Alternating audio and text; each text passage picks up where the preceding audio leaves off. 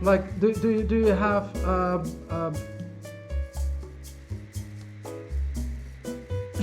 Come on, Ralf. Get to the question. yeah, we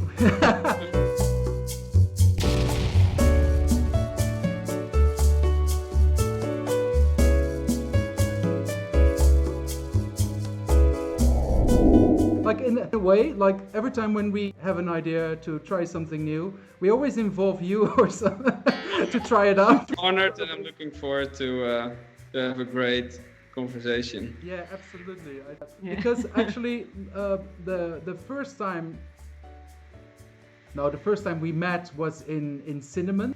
I think so, yeah. I don't know if we met each other in person there, but I remember that you saw the show, and after that we came in contact, and after that we had the show at the JJ Show House. The first ever. Yeah, the first. Yeah. Yeah. Yeah, it was our first. I can remember. It was 2018, and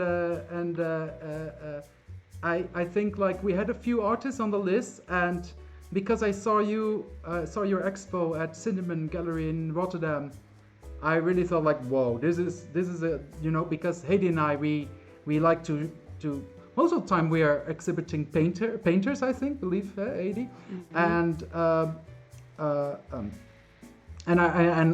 really told Heidi like, this is a guy we really need to show. He's really amazing. His paintings are great and very refreshing. Yeah, I think painting is a very strong medium, and I just think of it the same like a hammer.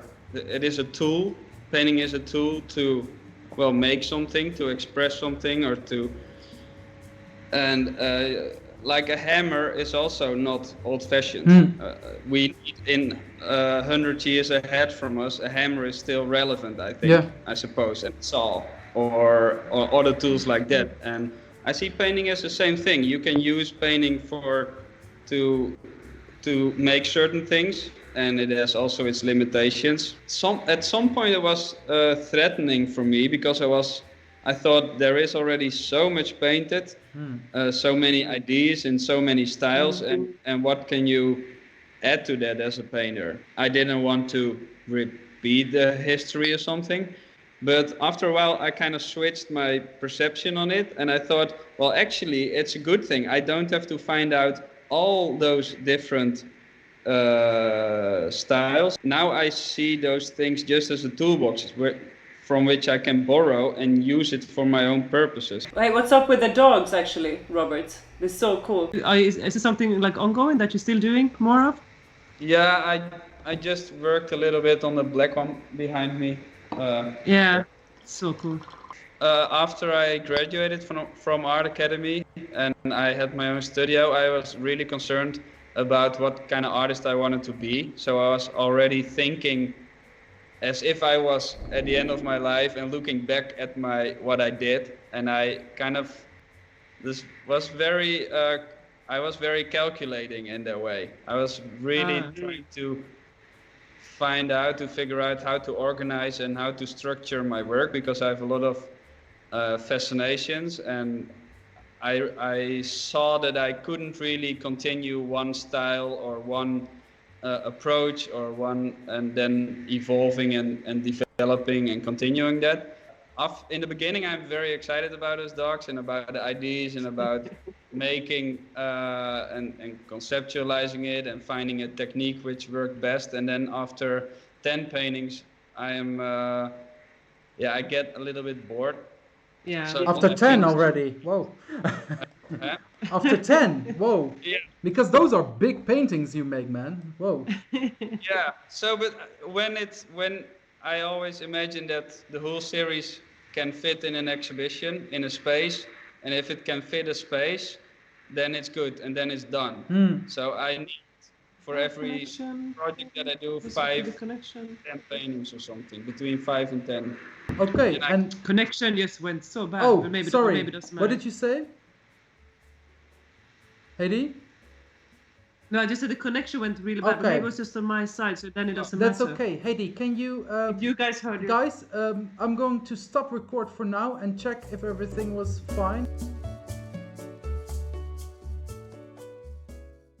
A few of Phil Guston, his exhibitions that are postponed since some subjects could be quite controversial. But what I'm wondering is like, is his integrity being questioned now as an artist? No, the museums know very well that there's nothing wrong with Philip Gusdin. He wasn't like an alt-right guy, or he didn't have fascism sympathies, not at all. He was actually, for like most people, on the good side. But the museums are very aware of that, but they are very concerned that some of the public, and in this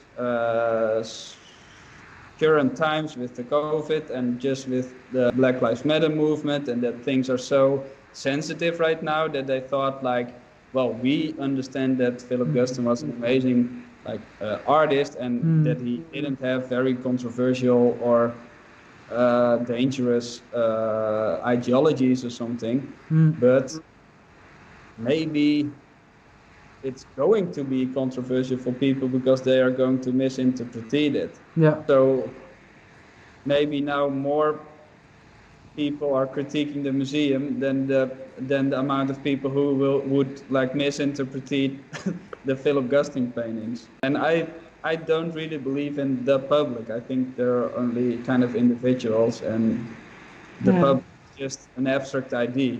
It doesn't really exist for me. And I think the museum should be also an open place, which is really diverse and not only politically correct. I would like the museum as a kind of jungle where all kind of exciting and contradictory things happen and can have a platform. But now people are so afraid of giving things a platform, which might be dangerous. But I think it's more dangerous to cancel things and to censorship things. But it's kind of funny. I can imagine that whole fight and the polarization is a kind of battlefield which takes place most on internet and in maybe some cities in protests sometimes. But when people met in real life, it can be totally different. I work in a solar installation company where we install solar panels, and I have a colleague who is a Trump supporter, and he's a nice guy. So not every Republican or Trump fan is an idiot or a totally not okay person. Do you get time to paint? Do you work full time or is it just half time? Because otherwise, I mean, how would you get time to paint and things? I cannot live from my work, and it's also psychologically healthy for me to be in the middle of society and to meet my colleagues there and friends. Is this something you always wanted to do, or was it something you discovered when you were older? Well, paint works and painting since I was 7 years old, and drawings since I was 4 years old. But I didn't grow up in a very culturally interested family. We never really went to contemporary art museums or something. And my parents very wisely said, don't become an artist because those I don't believe in that. Parents always should support follow your heart, because you can have a fascination, but then when you graduate you can't make a living from it. What do your parents say right now, actually? I'm very curious about. They like my paintings when I was 10 years old better, because they were always very figurative and animals and portraits of people and stuff. So they are just not interested in contemporary art. But of course they are happy for me when I finish a painting or when I have an exhibition. But it's okay. I'm maybe not interested in some of the things. Well, actually, I'm a very curious person, so I'm kind of interested in everything. But I'm totally okay with that. It's not their thing, and they don't and that's okay. You grew up in a village, didn't you? Nearby Utrecht. Utrecht, huh? Yeah. I knew all the people in the village. When I became older, it didn't really fit me anymore. It's a quiet, very quite conservative Christian village. Is there something from that childhood that still lingers on in your work nowadays? I always realize it some years after I finished the series that it's actually rather personal, and it's not how I start. I don't intentionally make art about my life or my identity or my past or something, but somehow after I finished work, then I realized that it really has that personal thing in it. In all my work, perception is a very important thing. Every series is different from each other in style or ideas. That is an underlying thing that always comes back, and that has a lot to do for me a very big connection with how I was brought up with a very specific worldview, and then after a while change that. And it was rather hard for me to come out of that because I took it very seriously. Actually, they present you a kind of a god image or a kind of and you have to fall in love with it. If you don't, then it has some bad consequences. So. And these were things your neighbors were telling you, or like what was it like? Because it was the church, yeah.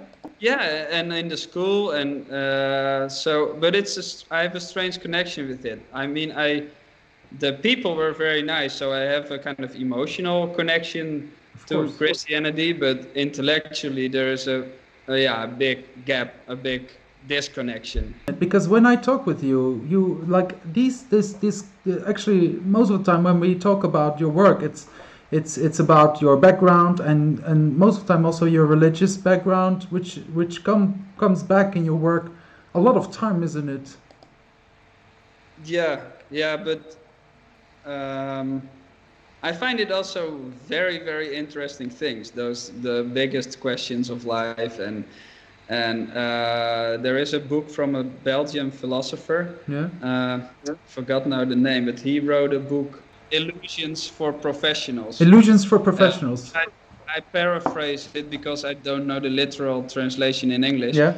But he is in that book. He tried to, or he investigates the question: are there healthy illusions? Are there some illusions who are like an illusion is not true, but can it be that it is yet healthy to believe in those illusions? And well, that's very interesting for me, and that's also why painting is very interesting, because painting is representations, illusions, and I can play with that. So I think it has a lot to do, because I think, faith or religious theological systems are, I think, also made up and illusions. But it can help people. But when are you like knock or kind of crash against reality or something? So it is, and I think that has a lot to do. It has a big influence in my work, but not on the surface. So, what do you got plans for the future, Robert? Is there anything you'd like to tell us? Is it always a secret? Do you have any secrets to tell us? Do you have any secrets to tell us? Do you have any gossips? No. So, do you have any future plans? My first concern, and that's actually always my first concern, is to keep for myself high quality or high standards in my work. So I think a lot about new ideas and new paintings, new series I'm going to make, and I have already a lot of sketches. And this is going to be a series who leans very much, who really stands on the shoulders of very traditional ideas about painting. A painting as the window on the world. I think big paintings again, unfortunately. I always want to make small ones, but I'm better in big ones, I think. That's okay. But it's going to be windows, clouds, curtains. Again, a kind of figurative series. A lot of blue in them, and with a kind of mockery on Piet Mondrian. A mockery on Piet Mondrian. I think it's kind of conceptually or philosophically more interesting than, in my view, how the paintings, those late abstract paintings, look like. I find them actually quite boring. Not just visually. I mean, people talk about like how well size and the top there, and that line is just a little bit thinner, and I don't know if it is like, well, I don't know. I don't take that completely seriously, but his development from being a figurative artist all the way to it is the framework that historians like to see in art history. Yeah. Like it's just an easy or a kind of framework that works to look back at the art history. Like, oh, it was figurative, and then this, and then that, and then that. And Mondrian is a very good example of that. Have you seen like his landscapes paintings are amazing. They're very beautiful. Yeah. And he's kind of a saint in art history. I think because he just is such a his personal career is really an example how art historians like to see art history. I think because he had such a gradually development from figurative art painting to abstraction, and was very steady and more abstract until it became totally abstract. And that's such a nice example of progression or development. Like Piet Mondrian, like Piet Mondrian, he also lived in New York, and what, like you actually, you live in Jersey City, right, at the moment? Jersey City. Yeah. Jersey City. Yeah. I'm gonna talk about that in a bit, by the way, because I'm very curious. But I've heard a few things about the how do you call them again? The black and white paint, the black, white, red, yellow, and blue paintings of Piet Mondrian. How do you call them again? Like the electrical boogie woogie, isn't it? Like his series, is it? I forgot. Yeah, the victory of boogie woogie. Victory of boogie woogie. But I read once that he didn't give that title. His gallery owner gave it after he passed away. It was a kind of catchy, good title. And so there was not the artist himself who named it that way. Smart move from his gallery owner. It does sound very catchy indeed. Yeah. Victory at the end of your life, your last painting. Yeah, it does actually. And also like isn't it like, because in some of these in this series you see like little yellow dots on the lines, and they say actually he was looking from a skyscraper down, and actually it was like kind of a grid or something like that. Yeah. I actually can dig it, actually, that kind of theory, that he really, because New York on itself is quite a minimal city in a way, right, or not? I think that's also maybe the reason. That's why in the beginning I always lost my way, because there are no weird angles in the streets or weird corners. It's everything like straight, as like a grid almost. It is, it is. Can you do that again? That sound. But why did you choose Jersey City and New York actually in the end? Jersey City is a bit. Wait. You guys can hear each other. Heidi. Now, are you still there? Yeah. Okay, yes. So let's do that again. Yes, I'm here. Take 359. Okay, no, that's Robert is on a still shot. He has a dog biting his shoulders. Watch out, Robert! There's a dog behind you. 2 dogs on each other. It's actually Watch quite out. a funny picture. Yeah, they're my angels. They're my protectors. Hey, but Robert, why Yeah. why in the end Jersey City and New York actually? Because let us know. Oh wait, let's phrase that different.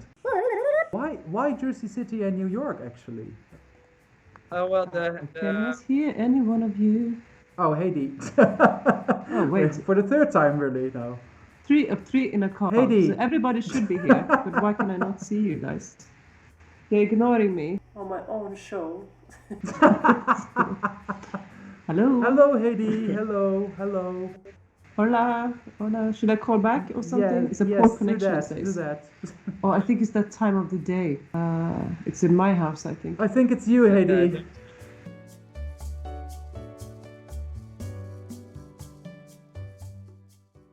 I'm back.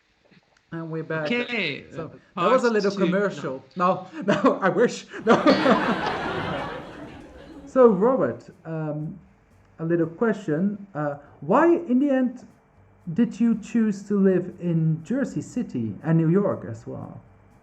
There was not an artistic choice actually. I met my wife and she's from here, and it made more sense for me to move to the United States than for her to move to the Netherlands. And what was most because he doesn't speak Dutch and I speak English, so that kind of made sense. And I wanted to give New York a shot for my work, because New York is kind of the center of the art world. And I was like, well, let's try, maybe I can plant a little flag there. So yeah, there was, well, maybe a little reason. Yeah. Did you already plant some flags already? Kind of. I reached out to a few gallerists, so I know now a few people. My studio is at Mana Contemporary, which is kind of professional here with a lot of artists. So I know some artists here. Since the lockdown, it's very quiet. Things are online. I attended one online exhibition. At this moment, this weekend, there is a kind of virtual studio tour, but I'm not a fan of it actually. It takes a lot of time. It's just, yeah. So I kind of rather don't attend it then. My work is on a website, so people can see it or reach out if they if they want. But we have a small game for you that all the artists will have to do, or guest, and it's called the wrong answer. So we will ask you a question, and you have to give us the wrong answer, but it has to be relevant. So if I will ask you, what's the capital city in Sweden? You should say Gothenburg.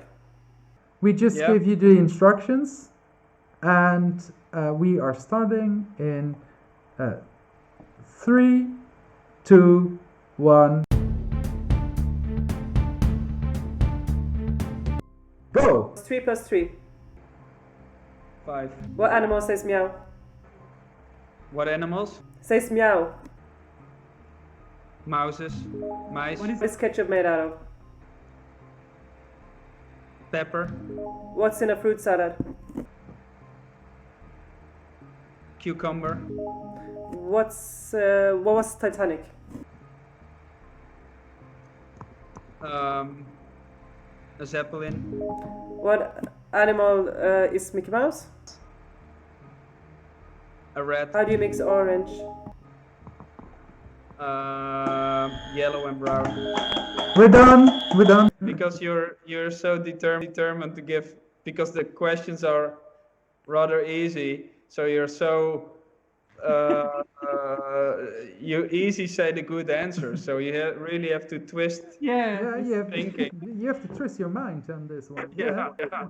Yeah, but Ralf, you can correct it I and can see how many correct it. points it was, because I think it was 7, but I think maybe I missed it, but you can of course check it, and then we're gonna put you on the board. Yes. Let's 7 see. points out of 10 or Sorry, 7 out of 10 points or?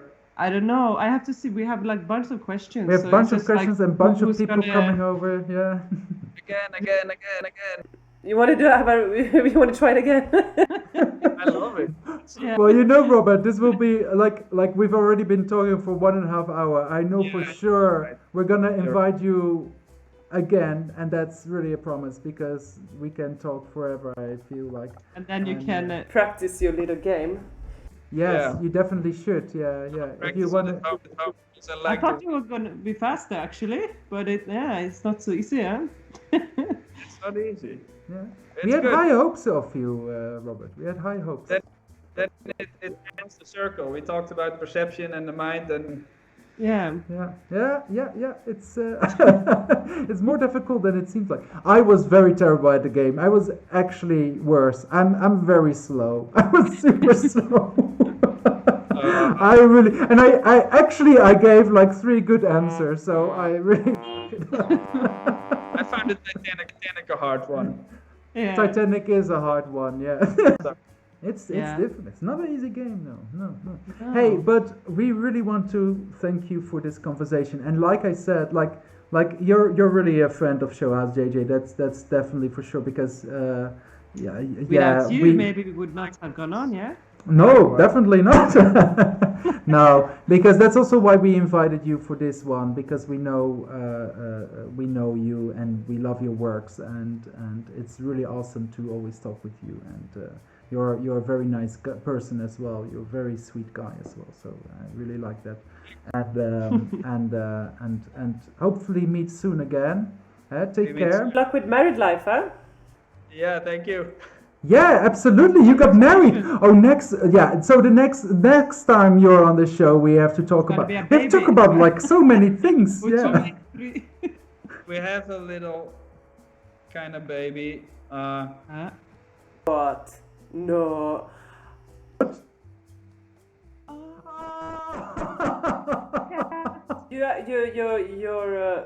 You're interfering with your dogs there. I can see, huh? That's like, Yeah. That's how you got tired of them, huh? I can only show her a few seconds because then she get a text by those But angels. yeah. They're gonna beat her, eat her. Yeah. hey, You can't cut that off. I'm gonna keep that in. No. We can be like, beat it. Oh, by the way, I'm gonna show the edited part to all of you guys. So Yeah. So you all have to, of course, obviously agree And then to what I've afterwards, you're done. gonna Ransom letter. Yes. Afterwards, I have so much blackmail material here. You don't want to know. So, Robert, thank you for coming to the show. It was really a pleasure. We will definitely keep in touch. Thank you. Yes, Hope, nice seeing you. Yeah. Everything goes well with you. Like, In. like.